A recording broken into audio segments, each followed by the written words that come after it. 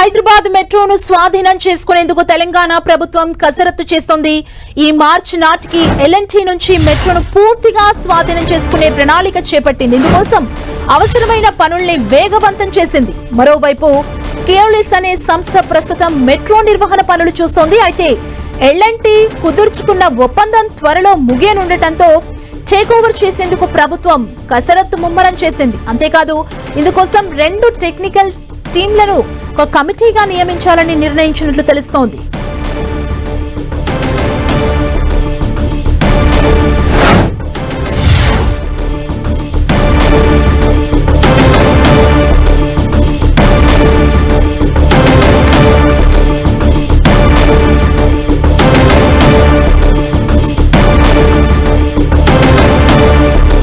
Hyderabad metro రైలు నిర్వహణను ప్రభుత్వం తీసుకునే ఆలోచనలో ఉంది. ఈ నిర్వహణకు తెలంగాణ సర్కార్ కసరత్తు చేస్తోంది. హైదరాబాద్ మెట్రో రైలు నిర్వహణ చేసేందుకు ప్లాన్ లో ఉన్నట్లు మనకు క్లియర్ గా అర్థమవుతుంది. ఎల్ఎన్టీ నుంచి త్వరగా స్వాధీనం చేసుకునేలా తెలంగాణ ప్రభుత్వం ప్రయత్నాలు చేస్తోంది. ఇదే అంశానికి సంబంధించి మరింత సమాచారాన్ని మా ప్రతినిధి రాముడు అందిస్తారు. రాముడు, హైదరాబాద్ మెట్రో రైల్ నిర్వహణను పూర్తిగా రాష్ట్ర ప్రభుత్వం తీసుకునేందుకు డిసైడ్ చేసింది. అందుకు తగ్గట్టుగా అధికారులు కార్యాచరణ రూపొందిస్తున్నారు. గడిచినటువంటి 2 వారాల క్రితం సిఎస్ రామకృష్ణారావు ఈ అంశంపైన ప్రత్యేకంగా సమావేశం ఏర్పాటు చేశారు. ఎల్ఎన్టీ అదేవిధంగా మెట్రోకు సంబంధించినటువంటి ముఖ్యమైనటువంటి అధికారులతో సమావేశం కావడం జరిగింది.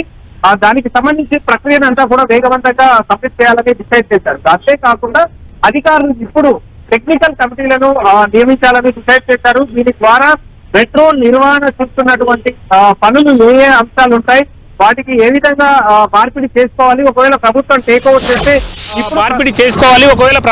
ఓవర్ చేస్తే ఇప్పుడు ప్రస్తుతం నిర్వహణ పనులు చూస్తున్నటువంటి కియోలిస్ సంస్థ పరిమితిని ఏ విధంగా కంట్రోల్ చేయాలి, లేదంటే పూర్తిగా నిర్వహణ బాధ్యతను వాళ్ళకే అప్పచెప్పాలా, లేదంటే ఇతర పద్ధతుల్లో వెళ్లడం ద్వారా ప్రభుత్వానికి ఖర్చు తగ్గేటువంటి అవకాశం ఏమైనా ఉందా, ఈ అంశాలపైన ప్రధానంగా టెక్నికల్ ఇష్యూస్ను స్టడీ చేయనున్నారు ఈ టెక్నికల్ కమిటీ.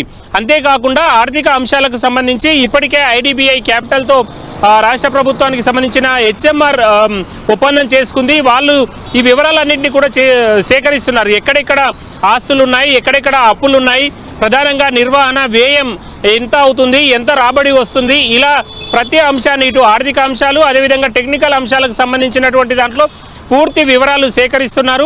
ఒక్కసారి ఆ మెట్రో నిర్వహణ మొత్తం ప్రభుత్వానికి వచ్చిన తర్వాత ఎలాంటి ఇబ్బందులు లేకుండా ముందుకెళ్లే విధంగా అవసరమైనటువంటి చర్యలను అయితే రాష్ట్ర ప్రభుత్వం తీసుకుంటుంది. అందుకోసం ప్రత్యేకంగా నిపుణులను కేటాయించుకొని ఈ పనులను అన్నింటినీ కూడా చేస్తున్నారు. ఇటు ఎల్ఎన్టీలో ఉండేటువంటి నిపుణులు కానీ అదేవిధంగా హెచ్ఎంఆర్లో ఉండేటువంటి ఇంజనీర్స్ కానీ వీళ్ళిద్దరూ సమన్వయంతో పూర్తిగా ఈ కమిటీలకు అన్ని వివరాలు ఇవ్వడం ద్వారా ఏ విధంగా ముందుకెళ్ళాలి, చాలా వీలైనంత వేగంగా అంటే మార్చి 31 లోపు ఈ ప్రక్రియ అంతా పూర్తి అయిపోతే ఏప్రిల్ 1 రోజు నుంచి మొత్తం నిర్వహణ అంతా కూడా రాష్ట్ర ప్రభుత్వం టేక్ ఓవర్ చేసి ఆ విధంగా 2వ దశకు సంబంధించినటువంటి పనులలో ఉండేటువంటి హడిల్స్ అన్నింటినీ కూడా తొలగించుకునే విధంగా రాష్ట్ర ప్రభుత్వం మెట్రోను టేక్ ఓవర్ చేయాలని నిర్ణయించింది. ప్రధానంగా ఎల్ఎన్టీకి ఒక 2,000 కోట్ల వరకు వాళ్ళకి చెల్లించాల్సి వస్తుంది. ఆ తర్వాత రాష్ట్ర ప్రభుత్వం ఈ మెట్రోకు సంబంధించినటువంటి అప్పులు ఏవైతే ఉన్నాయో నెలవారీగా దాని వడ్డీలు కానీ అదేవిధంగా దానికి ప్రిన్సిపల్ అమౌంట్ కానీ చెల్లించేటువంటి అవకాశం ఉంటుంది. అది కూడా 12,000 నుంచి 13,000 కోట్ల వరకు ఉంటుంది.